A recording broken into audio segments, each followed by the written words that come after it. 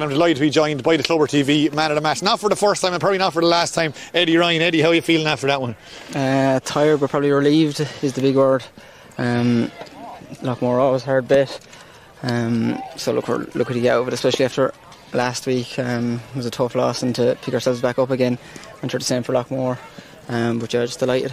How important was it? You mentioned the Clonalty game. You were thereabouts and they got you in the end, but it made today's game so important. Yeah, after the Clonalty game we were low. The dressing room wasn't a nice place to be in after.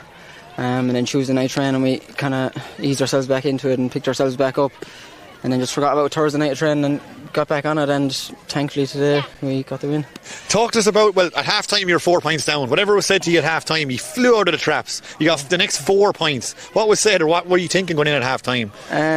Probably as forwards we weren't happy. I think we'd 3 turnovers out of our 9. They had 13 turnovers, so to be 4 points down we were probably lucky. So we got a bit of an 8 and went out and won, obviously. The second half now, because it went so well for you, it really opens up the group for you. This was do or die in some ways. I know you had the preliminary quarter final, very hard to do that from preliminary quarter final coming in as a third or fourth place. How does this open things up for you, do you think? Massively, yeah. Get win the next day and we're right up there.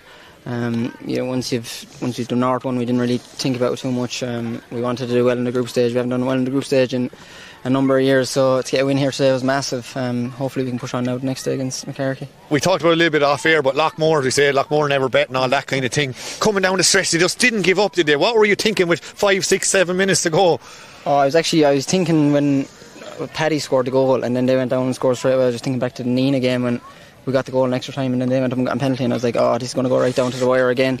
But luckily Jack Beavens got in for another goal, and look, it wasn't easy near the end, but go over the line anyway. Absolutely.